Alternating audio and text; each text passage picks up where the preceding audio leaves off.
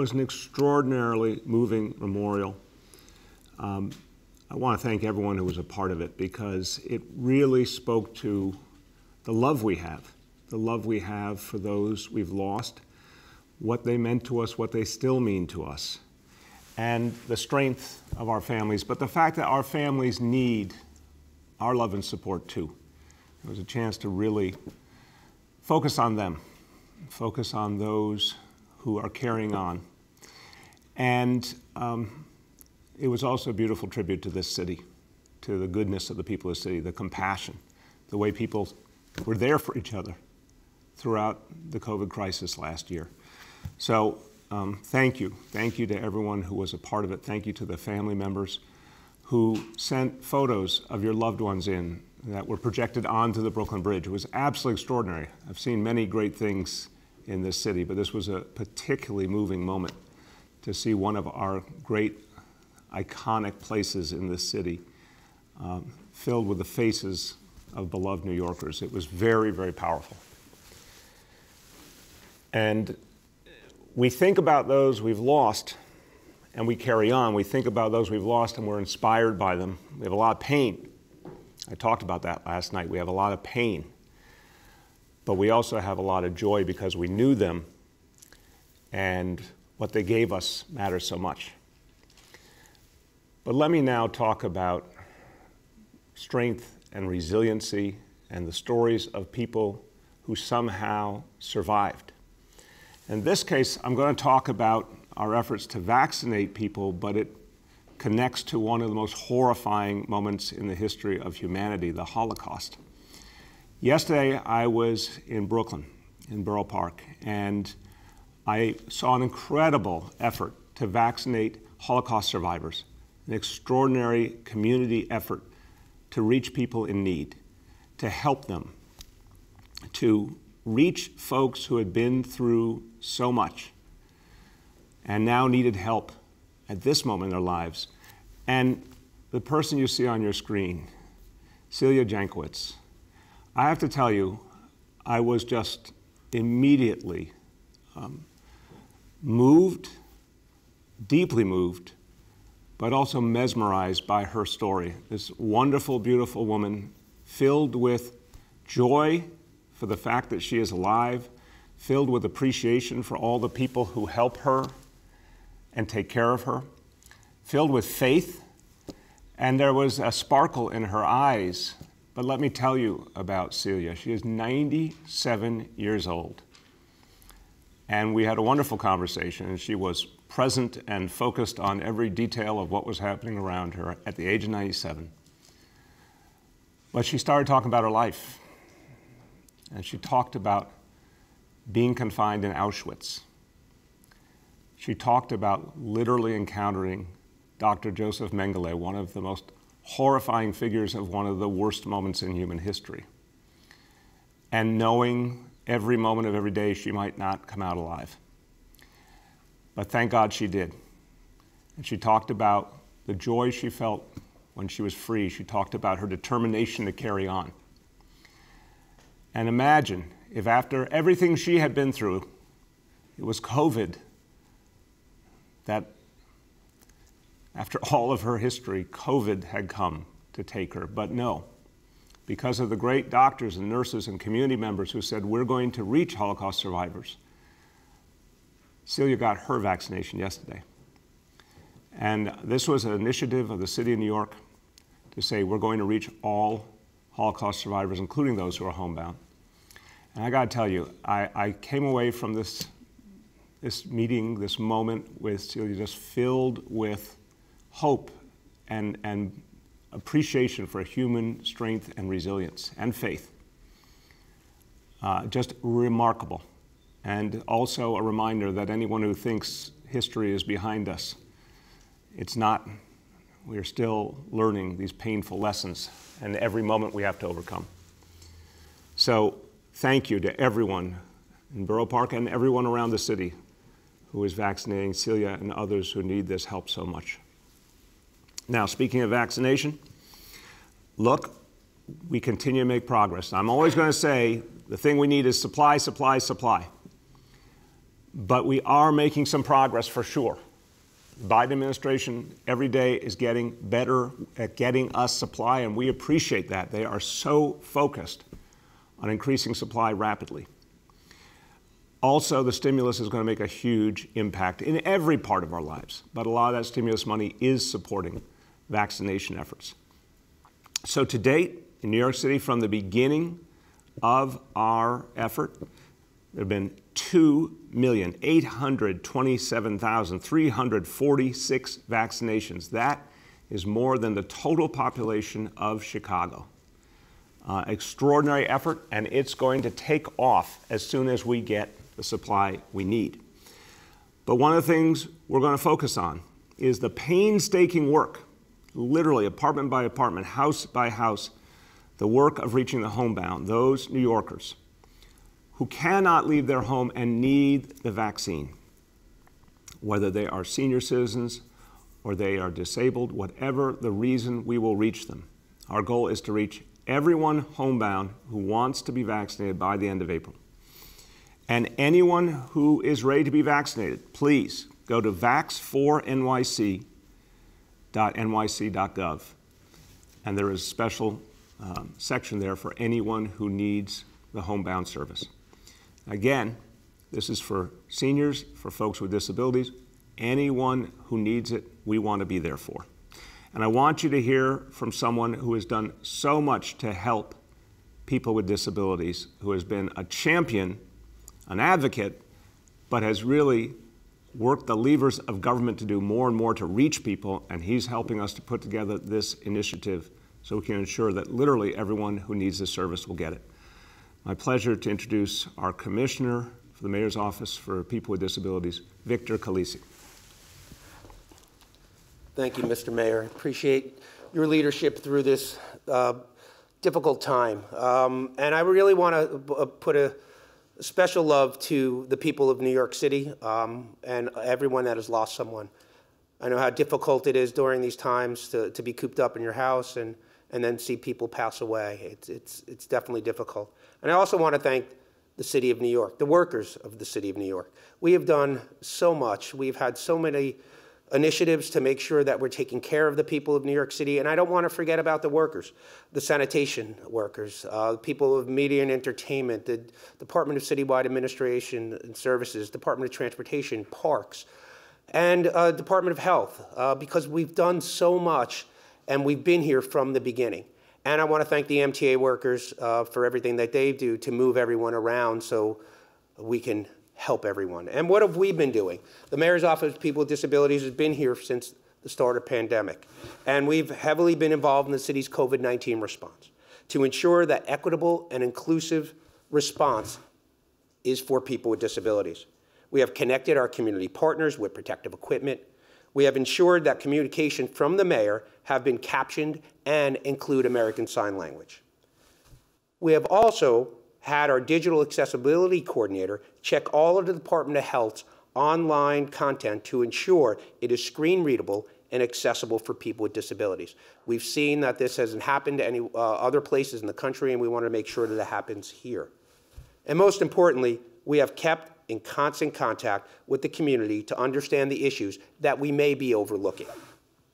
This work has continued with the city's extensive outreach plan for vaccine distribution. Our office has been working with the Vaccine Command Center to address issues that we have heard from the disability community surrounding accessibility and communication. There is more work to be done, but we have come a long way. Most recently, we have been excited and encouraged by the approval of the Johnson & Johnson vaccine and subsequent outreach plan to vaccinate both seniors and people with disabilities in their home. I'm going to say that again, to vaccinate both seniors and people with disabilities in their home.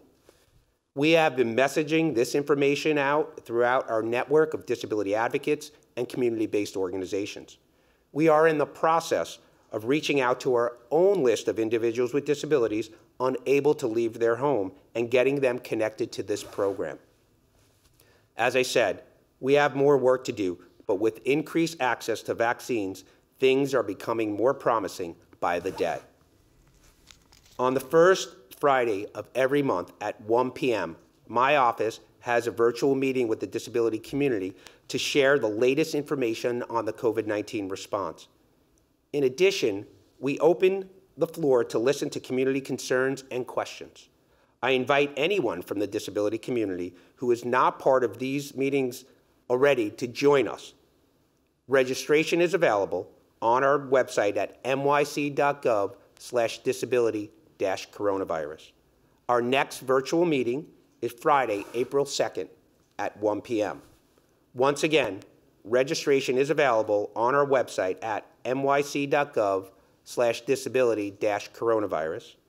You can also call us at 212-788-2830. If you are deaf and prefer to communicate directly in American Sign Language, call our ASL Direct video phone at 646-396-5830. Thank you, Mr. Mayor. Thank you, Commissioner. And thank you for the great work you and your team have done throughout this crisis, helping so many New Yorkers. And everyone, help keeps coming in, and this is what we are so moved by. Things are getting better. A lot of challenges ahead, but things are getting better. And one of the examples of help arriving was the fact that the Johnson & Johnson vaccine is here. This is a game changer. It's a vaccine that's a lot easier for us to use, and it only takes one dose. And I'm looking forward to getting it myself very soon. But first, I want you to hear from someone who just got vaccinated himself, and he got his shot on Friday, and I think he can give you a little bit of an expert opinion on the Johnson & Johnson vaccine, our Health Commissioner, Dr. Dave Choksi. Thank you so much, Mr. Mayor. And yes, last Friday, it was my turn to roll up my sleeve and get vaccinated against COVID-19. As a city's doctor, this moment was especially meaningful for me. I thought about my neighbors, my fellow healthcare workers, and all of the New Yorkers whom we have lost to this devastating illness over the past year. I also felt hope. Even though I'm grateful for the protection that vaccination offers me, like so many others who have already been vaccinated, I was thinking about what it means for my loved ones as well, like my young daughter who hasn't seen her grandparents in over a year. And with every vaccination, as a city, we advance a little further and the virus is forced to give up more ground. The vaccine I received was the one-dose J&J vaccine. I had some mild arm pain, fatigue, and a headache about 24 hours after getting the shot, but they had all resolved within about 48 hours. Now, each member of the city's health leadership on this conference has received a different brand of vaccine. Dr. Katz received Pfizer, Dr. Varma received Moderna, and I got the J&J shot. This is a personal illustration of what each of us has said publicly. All of the authorized vaccines are safe, effective, and life-saving. All of them offer strong protection from severe illness. So the best vaccine is the one that you can get now. Last week, we saw eligibility expand to New Yorkers 60 and older. And on Wednesday, public-facing government employees, not-for-profit workers, and building service workers will become eligible. To them, I say, the sooner you get vaccinated, the sooner you are protected from COVID-19 and protecting others from infection. This also goes for New Yorkers who had COVID-19 like I did. Get vaccinated once you've recovered.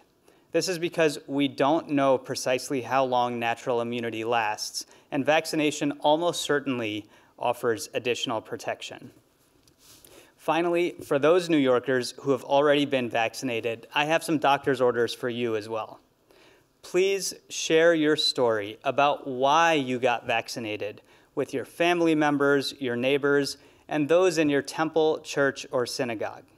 I'm counting on you to create a snowball effect for vaccination, even as we head into the warmer months of spring and summer.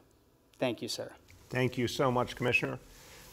Everyone, everything we're doing is to protect New Yorkers and also to bring our city back strong, to create a recovery. And this has to be a recovery for all of us. This has to be a time where we address a lot of the mistakes of the past, and we move forward together.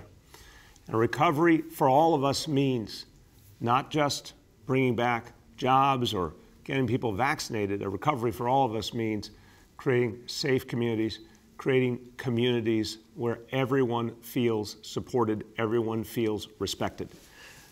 Now, this takes us to such an important topic, the work of improving safety at the grassroots with the people, by community members.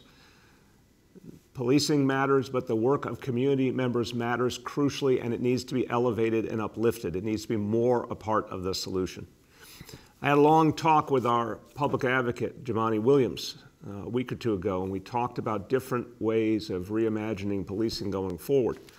And I appreciated the different ideas, the different concepts he brought to the table as he's thought about the reforms we need. And one of the things he talked to me about was the advanced peace model, a really powerful idea of reaching young people in a different way, in a more sustainable way, and helping to move young people away from any involvement with gun violence and helping them on a better path.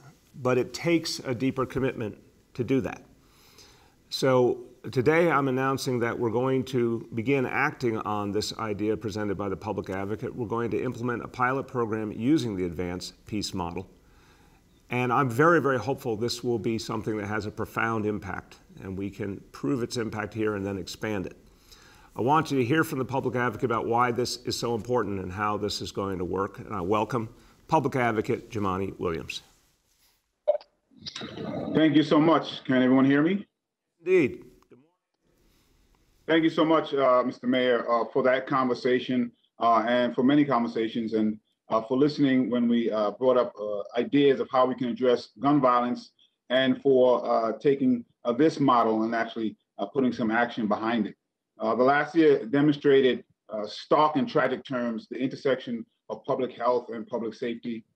COVID-19 exposed and exploited many ingrained failures of our healthcare systems and all our systems in the streets and on our screens. We've seen a demand to completely reimagine what public safety means and how we get to it. As you know, most of crime remains low. We can't ignore the fact that there are some crimes that are going up. Shootings is one of them, and we can't ignore that. We lost some people just this weekend. Celia Jenkwitz, 37, hit by a stray bullet in Queens. She's a mother of two. These stories are too common. I can't begin to imagine, and I don't really want to, the pain that that family is dealing with right now. And we've seen and felt that pain over and over and over again. We know in order to heal old wounds and build new partnerships is going to require bold action. And so we have to implement strategies that support community safety, treat community trauma, and build community strength. It doesn't mean there's no accountability. These things too are very tough on crime. As you mentioned, everyone has a role to play in co-producing public safety. That means law enforcement. But too often left out are the other partners that get us to public safety, the people who help co-produce public safety, the community organizations, the credible messengers. The advanced peace model is an important step in our efforts to reduce violence in the city, helps create a deeper level of mentorship between our violence interrupters and people who are out there ready, and young New Yorkers who are at risk of engaging in gun violence, and create tangible opportunities and incentives to do better, reach better metrics in life. It's incentivized in a way that has proven results. We know it's not enough to just react to violence. We need to advance peace. This pilot program is an opportunity to demonstrate the power, not just the program, but of these principles of public safety. Just about 10 years ago, we started a pilot program that is now called the Crisis Management System, based on a model we saw in Chicago that we brought over here and made it uniquely New York with Cure Violence. We saw a marked decrease in gun violence the decade after that. Pre-pandemic, we were at lows we had never seen before. Now, to be clear, there are a lot of partners here, and again, that means our law enforcement. But we cannot lose sight of how important this investment was, even as we saw gun violence drop even lower in the areas where our crisis management system was working. The gun violence drop was lower there than it was in all across the city. That means it was working. The mentorship with advanced peace model would be achieved through these same folks understanding the internal factors and external environments that spur violence, often because they've experienced it themselves. And we're using the same framework that we used to introduce the crisis management system, where we started with 5 precincts, 1 in each borough. And we believe that's the best way to move forward here. Again, these are evidence-based models. We are going off of things that have worked.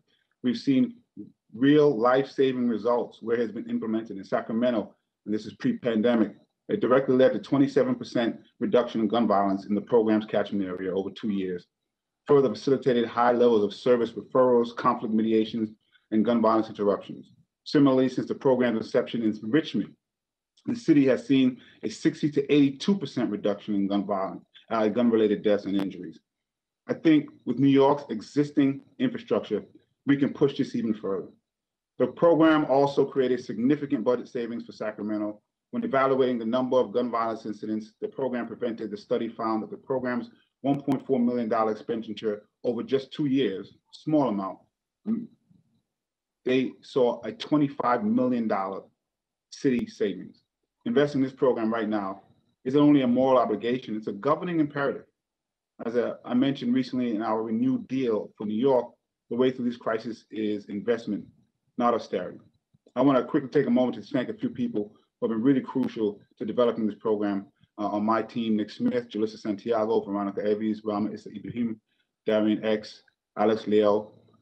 We also want to thank a longtime partner in this work, Kate Main from CCD, and the local council members, the Mark J, the Community Affairs Unit, and of course, Latia Mitchell and the Mayor's Office for her work in putting this together, and all of the crisis management system and organizations and people on the ground who are working to make us a safer city. The COVID-19 pandemic and the plague of gun violence are both public health crises, and each need to be met with a public health response. The casualties from COVID-19 began to spike when hospitals were overcrowded and under-resourced, when a peak was reached and it was difficult to meet the demands of the moment, while addressing underlying issues to stem the tide. The same principles apply to gun violence at this moment. If we're not willing to go further to commit the resources toward complex, rather than simple acute solutions, we will see limited success and repeated failures. We do not want to see that. And we know if we have all partners funded and working, we can see the results we see pre-pandemic. Don't want to go back to normal. We want to go back to better than normal. Thank you. Thank you so much. I really appreciate what you said, public advocate.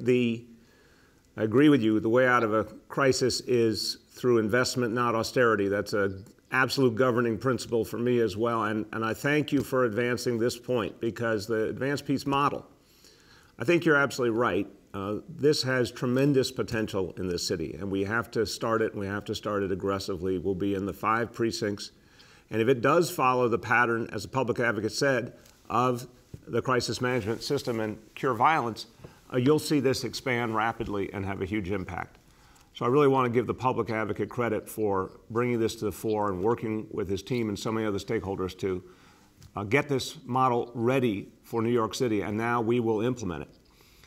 Now, to hear more about why this matters, someone I really admire who's done extraordinary work in the community, I want to give him and all of his colleagues credit for just extraordinary improvements and changes that have happened in the Queensbridge community and other places where he's worked, perfecting the model of cure violence and showing that community-based solutions can make a huge impact. So he is, in fact, one of the co-founders of the New York City Crisis Management System and also Executive Director of the Community Capacity Development.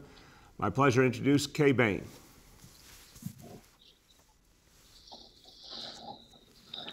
Al, I think he's out there. Can you hear me yet? Greetings, yeah, there you go.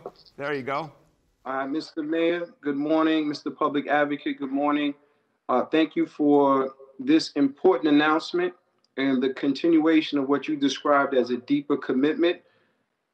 Just very briefly want to echo the sentiment that we have been doing things correctly in New York City.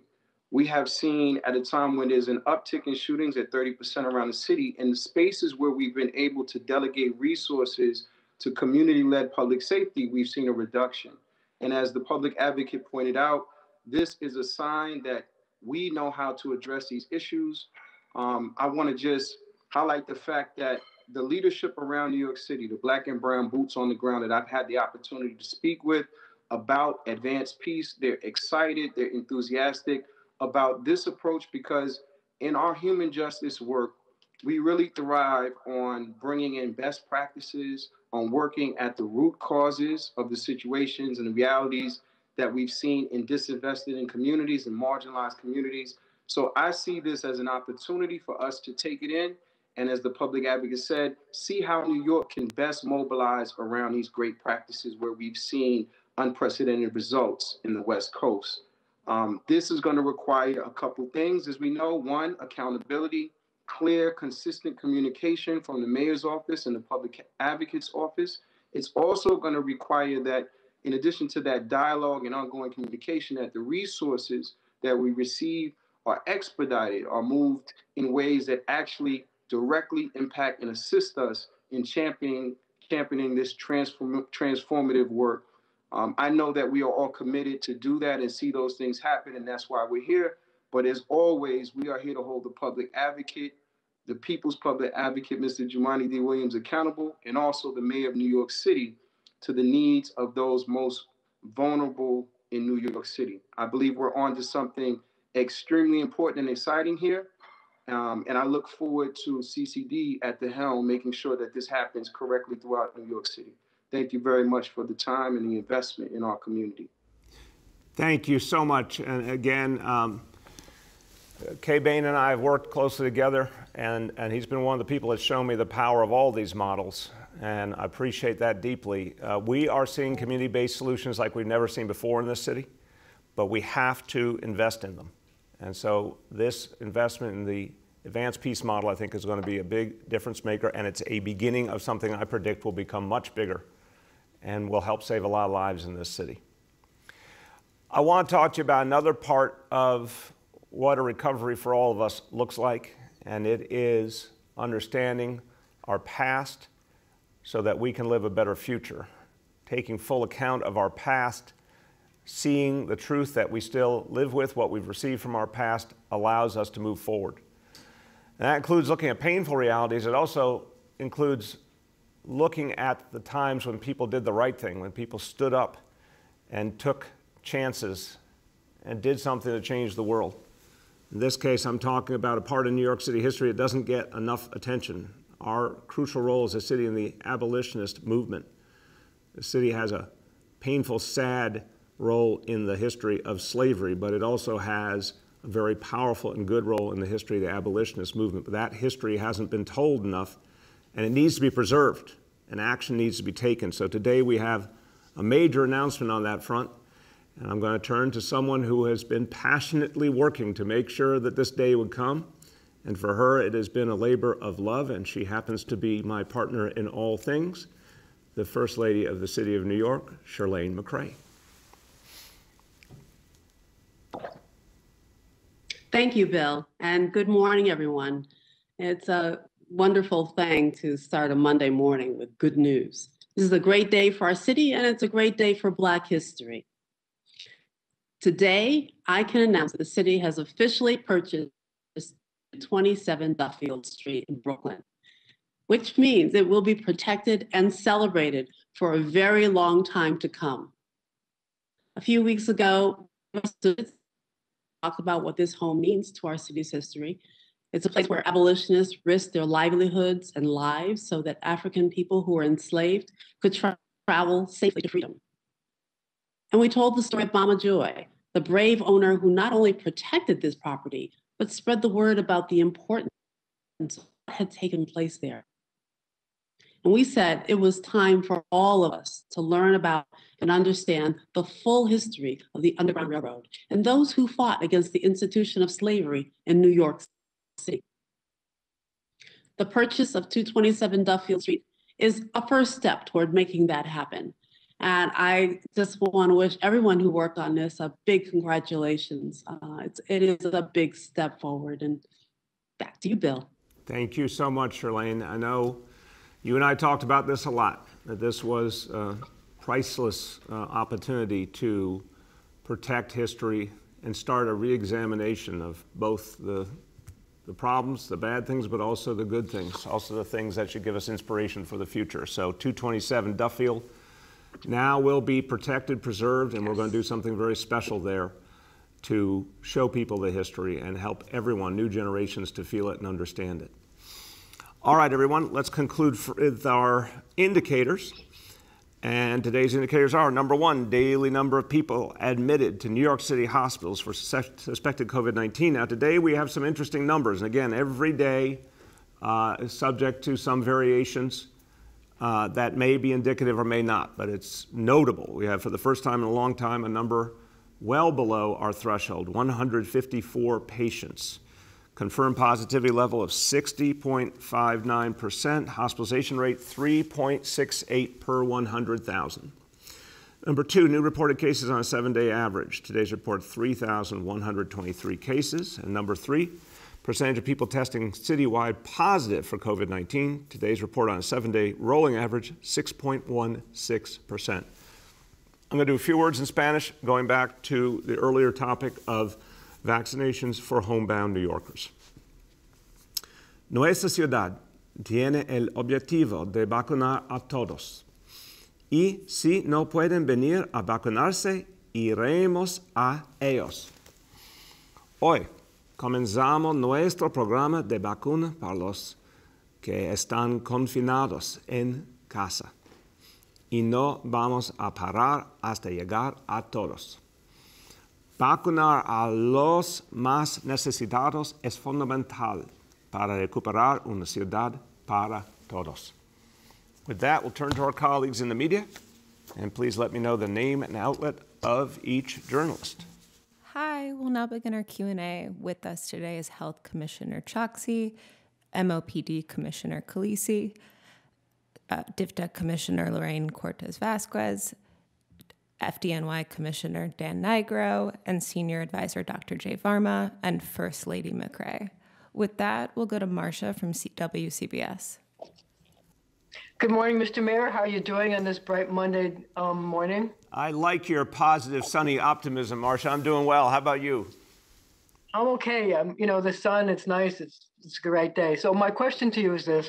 When was the last time you spoke to Governor Cuomo? I know that there's been a lot of important issues, from vaccinations to indoor dining, all kinds of things that have to do with the city's recovery. And I wonder when the last time you spoke to him was and what you talked about. Weeks ago, I know we were talking about COVID, specifically some element of the vaccination effort. And look, as I've said, our teams, no matter what's going on in Albany, our teams keep talking and working together best possible, and our healthcare teams as well with the Albany healthcare team. And we're all going to keep moving forward. But that said, what's happening in Albany is making it harder to get things done. And you know, that's why I think change is needed there. Go ahead, Marcia.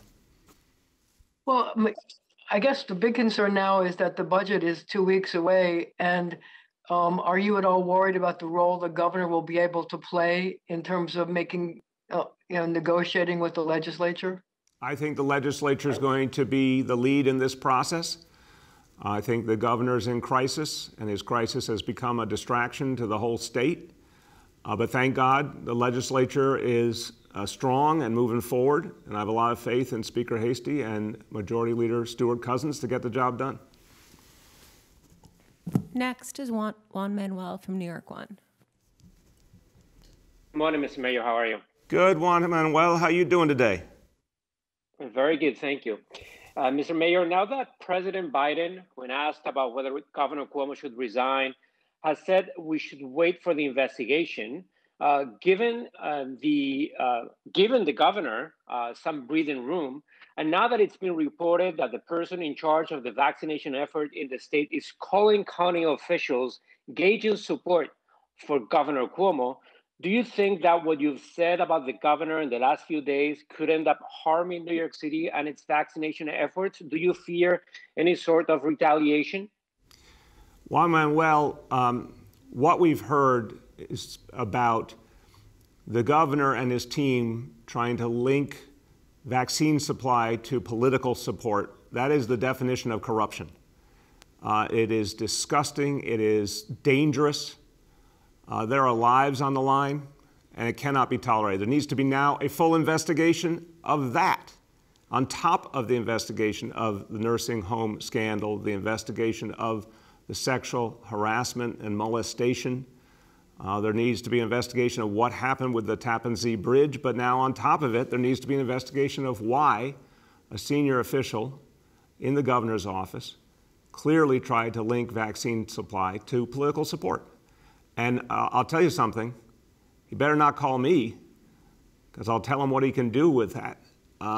No, it's unacceptable, and we are not going to stand for it. And if we see any effort to reduce the vaccine supply to New York City as political retribution, we will bring it right out in the open. Go ahead, Juan Manuel. Thank you, Mr. Mayor. And looking at the indicators today, it looks pretty good for the city. A positivity rate right now of 3.16%. Is it now that after being so worried about this so-called New York City variant for the last couple of weeks, is it maybe that New York City variant is not as dangerous as initially thought? Well, I'd say this, Juan Manuel. First of all, we go by our health department indicators, so our positivity rate's a different one than what you noted, but clearly there's progress. And when you're getting close to 3 million vaccinations, of course that's going to have an impact, and you're going to see a lot more in the weeks ahead, so I am hopeful. As our healthcare team has said, there's still a lot we need to learn about the variants. But so far, everything we've seen suggests that the vaccinations are the best way to stop the impact of the variants. And our goal is just to get everyone vaccinated as quickly as possible. I wouldn't get overconfident, Juan Manuel. I wouldn't say we know everything we need to know. We're going to remain vigilant. But we know what the game plan is: get everyone vaccinated as quickly as possible. Next is Jacob from the Forward. Good morning, Mr. Mayor. How are you doing, Jacob? I'm doing great. You visited yesterday a vaccination site that serves Holocaust survivors. Would you mind to share your experience speaking to the people and seeing the operation? Thank you, Jacob. Incredibly moving. First of all, I talked to a lot of the doctors, nurses, the staff running this incredible center, and their commitment to all their patients, and particularly to the Holocaust survivors, was beautiful, just beautiful.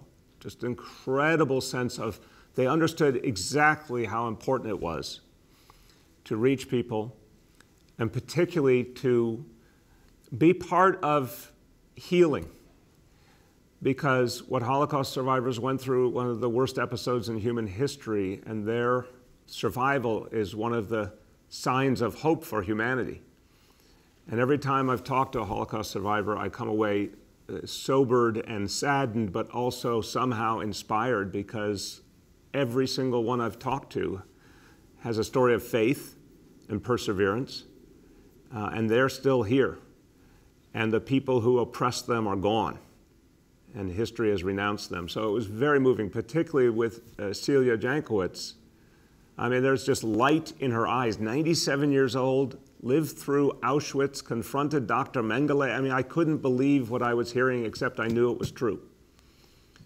And again, I felt like that history was way too close to us, and we need to remember that history, whether it means recognizing the danger of anti-Semitism that lurks in this nation and around the world, or whether it means recognizing the danger of any effort to take away democracy, which we all know is alive and well.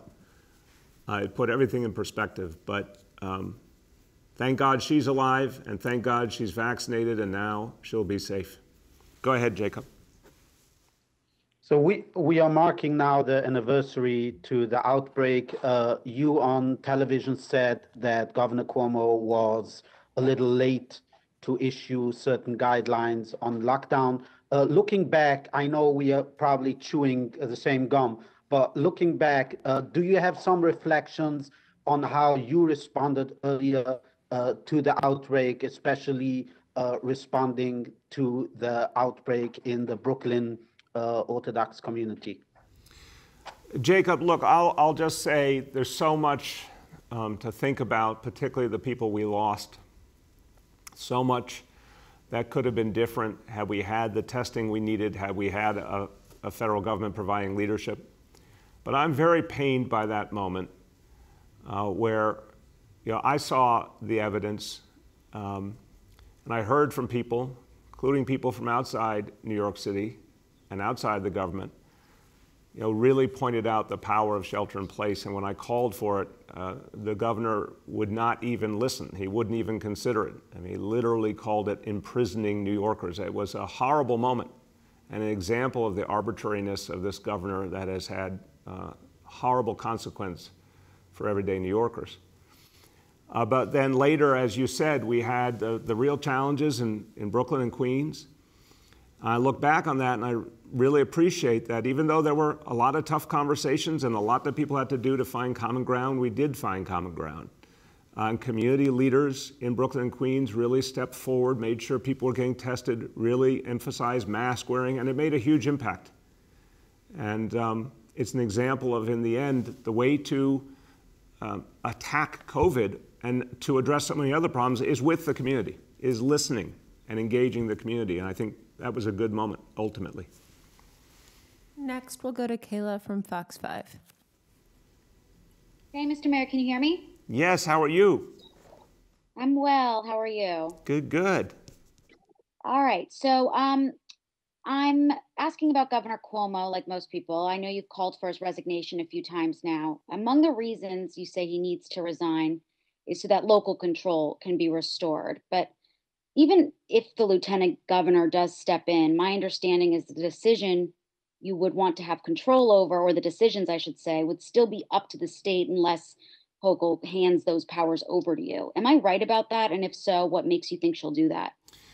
It's a very important question, and I certainly won't speak for her. I think there's all over the state, county executives, mayors, town supervisors saying, restore normal democracy, restore the powers that we had before the pandemic, because we're coming out of the pandemic, thank God, and we need to get back to work, and we need to make our own decisions.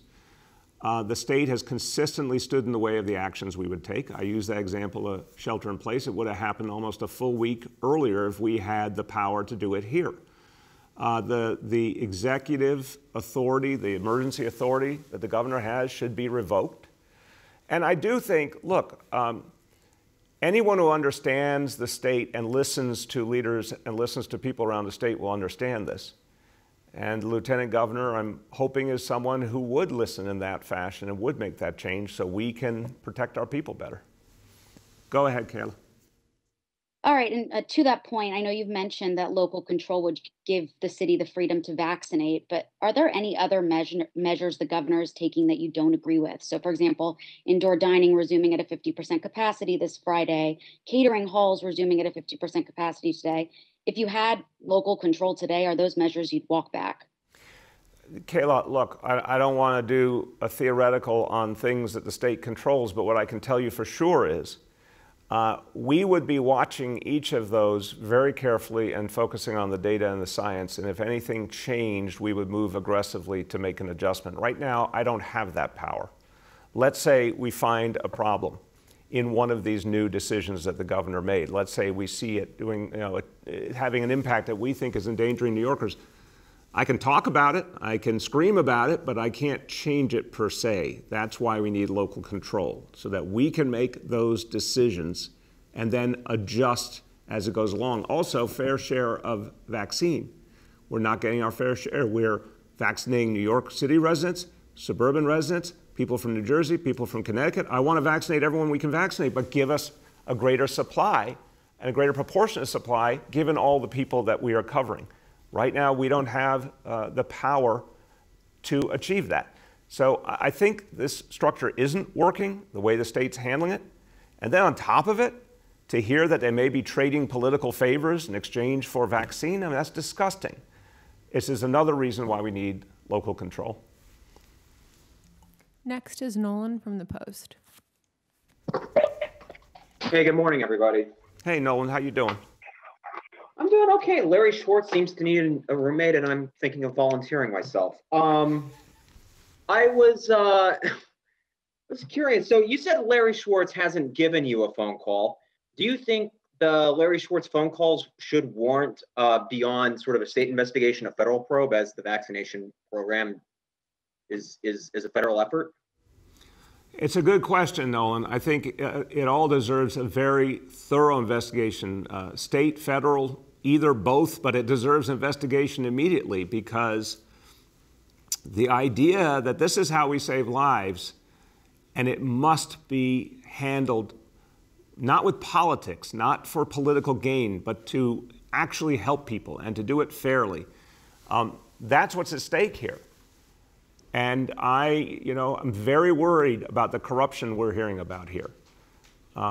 If vaccine supply is being given out for political reasons, that in many ways is the single worst thing we've heard on all of these scandals. And they're all horrible.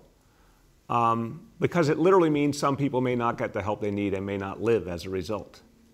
So we've got to get to the bottom of this quickly. Wherever that investigation can happen as quickly as possible, that's where we need it. Go ahead, Nolan. Do you think Larry Schwartz is fit to remain on the MTA board? And I know you guys have been asking the state to boost the city's shipments. Under federal regulations, those are guaranteed to be 43% of whatever the state receives. Have those requests been formally rejected, and do you think politics have played a role in that rejection? We've asked repeatedly. We've never gotten additional help. We've never gotten a real answer. There's no question in my mind that the state does not try to make those decisions based on where the need is greatest, but constantly lets politics into those decisions. Again, how many times, I'm sure my team could provide you a list of the number of times I've called for something publicly and the governor has just immediately said no out of spite. And that's dangerous. So it's clear we deserve our fair share. The numbers speak for themselves. But despite all the times we've asked for it in private meetings or publicly, we don't get our fair share. I think that's everything you need to know. Next is Derek from WABC. Good morning. I had a question about the school's chancellor, who obviously started this morning, and we're here in Brooklyn where she was touring PS 15. A lot has been said about segregation in New York City public schools, and I'm just curious. I know everyone wants to tackle this. It's been an issue for a long time. How hard is it going to be for her to do something meaningful about segregation, given that there's going to be a new administration coming in less than a year? Well, it's a fair question, Derek, but I'd flip it on its head. I think this is an unparalleled moment of change, and I think a lot can happen this year. I think our chancellor is an extraordinary educator and just a great New York story, that she came up growing up in the Bronx, growing up in Queens, going through our public schools, moved to the Bronx, became a teacher where the need was greatest, rose from teacher all the way up to chancellor. So Misha Ross Porter understands our city and our schools as well or better than any chancellor we've ever had. And we're going to act right now on diversifying our classrooms, on fighting segregation, with the plan that you'll get this September to change gifted and talented fundamentally. You're going to see changes this year in screen schools. You're going to see things that will have a lasting impact. And, there will be another mayor, and that mayor will certainly look at her work, and I hope they'll realize how important it is and make their own decision about the future. But we have a chance to make an impact right now. Go ahead, Derek. And just to ask this question, what do you think should happen to entrance exams in the future, both at the high school level and also the pre-K level as well? Well, Derek, if you're talking about the approach to gifted and talented and the tests that were given at the pre-K level, those are gone now. We said very clearly I've said, our new chancellor agrees deeply that we're not doing standardized testing for pre-K kids anymore. We're going to go to a whole new approach to gifted and talented, and that will be unveiled in September. We're going to work with people and stakeholders all over the city to develop that approach. We're going to make more changes. We've made some already. We're going to make more related to screen schools and ensuring that there's maximum opportunity for kids from all over the city to get into those great schools. The one that always bothers me, Derek, is the specialized high schools. The status quo is absolutely broken. The plan we put forward didn't succeed. It's well known. But we need change with the specialized high schools. And I'm sure there's lots of good ideas out there to how to do it. But the one thing I know is they do not represent the people of this city, and they have to be changed. And that won't happen on my watch, but I sure as hell hope the next mayor can get that done in Albany. We have time for two more. First, we'll go to Caroline from Gothamist. Hi, thank you. Mr. Mayor, first of all, I am interested in a study that came out last week that found that it is safe to have students distancing 3 feet in schools rather than 6 feet.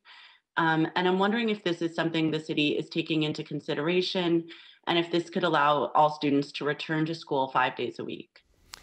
Yeah, I'm going to start, and I'll turn to Dr. Varma and Dr. Choksi, because we have all been discussing this idea for quite a while, and this new study is important. There's no definitive answer yet from everything I've heard, but what it does tell us is it's something we need to start thinking about, especially because we are making real progress against this disease. The number of vaccinations is just moving constantly upward. We're talking about a typical day we're getting 50,000, 60,000 or more people vaccinated. That's having an impact.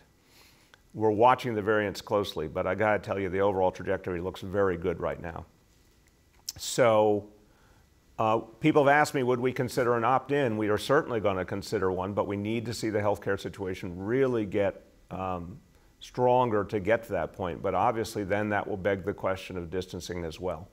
So we're examining this closely right now. Let me just get a quick comment from Dr. Varma, then Dr. Choksi. Great, thank you very much for the question. Yes, so first, as it regards to this specific study, it's absolutely additional useful information. I do think there are some important limitations because it was, comparing large areas which may or may not have had identical measures in place. But it does point to what we are increasingly learning, which is that school settings in which careful measures are applied, it can be conducted, can have safe in-person learning.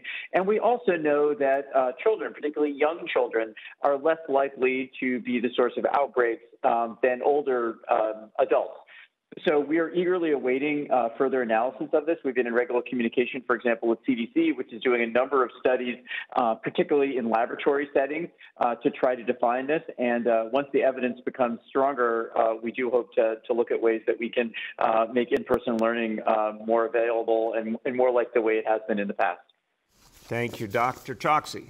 Yes, I agree with Dr. Varma's assessment of this study, and we'll just add that what has characterized our approach to opening schools in the COVID-19 era from the beginning has been a commitment to rigorous health and safety standards.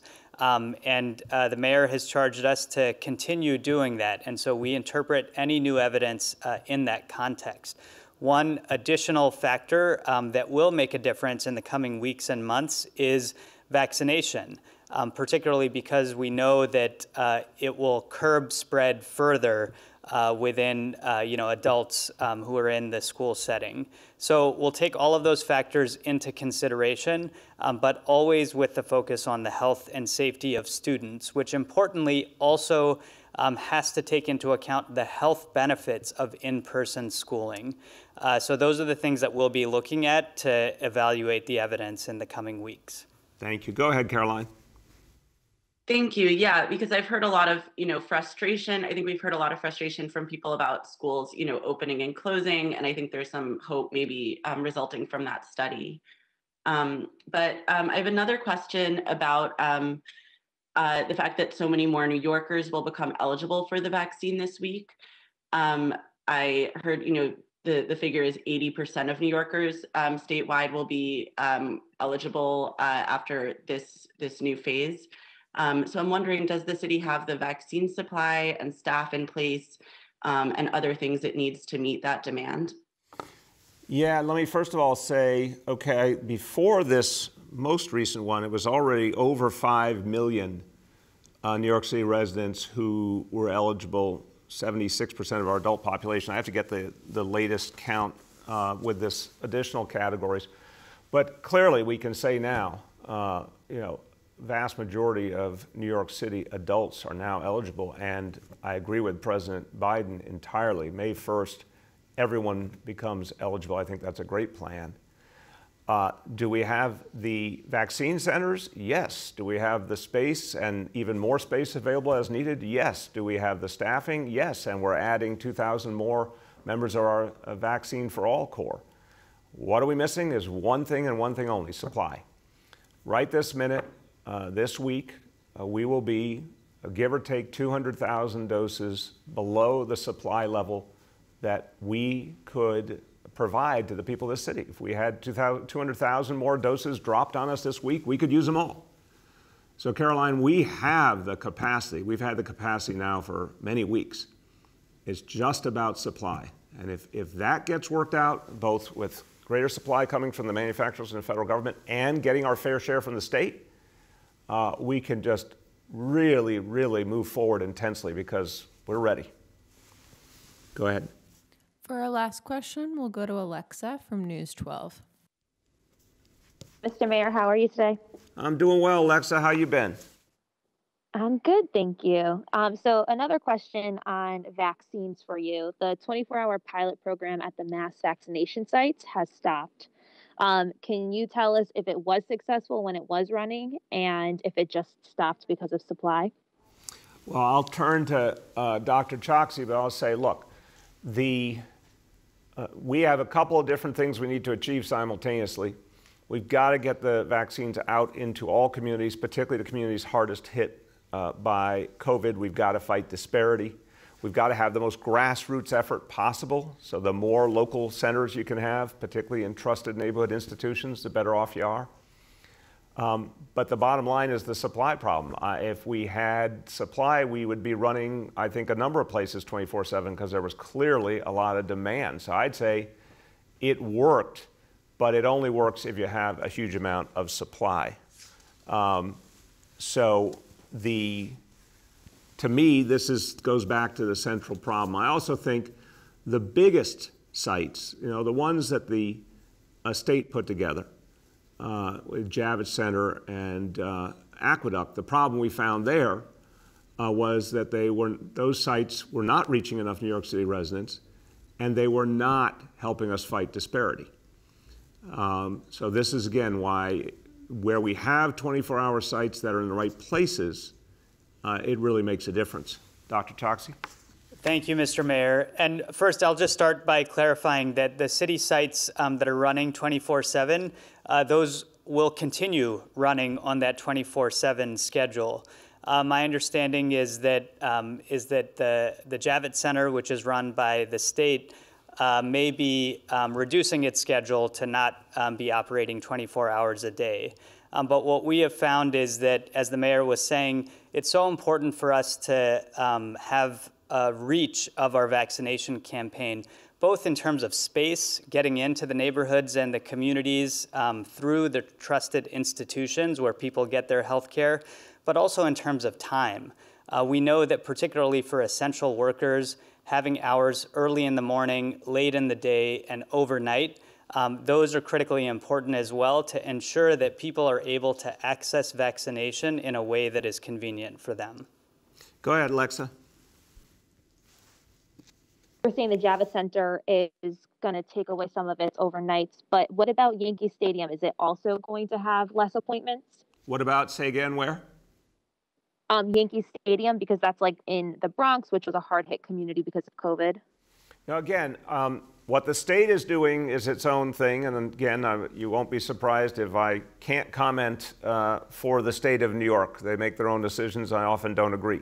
But The Bronx operation was put together by the city and state working with the extraordinary organization Somos that has been doing great work.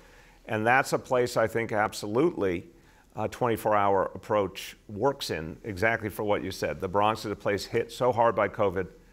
We need to reach people nonstop. Lots of healthcare workers, lots of folks who work the night shift and one thing or another who would benefit from a 24/7 approach. So, Dr. Choksi, you want to speak to anything, latest information about Yankee Stadium? Sir, I don't have any more updated information than that. We'll just say again, when we have the supply, we are committed to expanding days of the week, hours of the day, whatever it takes to get shots into arms as quickly as possible. I want Dr. Choksi to repeat one important thing. What is the best vaccine, Dr. Choksi? The best vaccine is the one that you can get now. Mr. Mayor, can I say something about Of vaccine course. sites? Commissioner Khalisi. So I just want to say on the vaccine sites, our office has been doing a tremendous amount of work to ensure accessibility is there. We've heard some feedback from the community about seating for people that may need it. We've been working on that, have implemented that in areas as well. I've had the fortunate ability to get the vaccine for my underlying conditions, so I am happy and grateful that I'm able to do that. I encourage every person with a disability that to get it because our lives depend on it. And the people at the vaccine sites and the accessibility is there. And like the mayor said, we have the ability to do it. I am confident in the people of New York City to be able to get this throughout and through everybody, for everybody, because we are the city of New York and we get things done. Amen. Yeah, and you are a true New Yorker, sir. I can hear it. Everybody for everybody. Let me tell you, that really summarizes beautifully everything we're talking about today, but also the very moving moments we had last night at the memorial, because so many of the stories we heard were about people being there for each other, everybody for everybody. And that's how we'll come back. That's how we'll come back. There's a lot of places in this country, in this world, where people look to New York City, they have a lot of respect for New York City, they look up to New York City, but sometimes maybe they think New Yorkers are a little bit cold, but you know what? I always say, New Yorkers have hearts of gold. And New Yorkers are amongst the most compassionate people anywhere in the world, and people who really look out for each other. So that's how we come back. That's who we are. Thank you, everybody.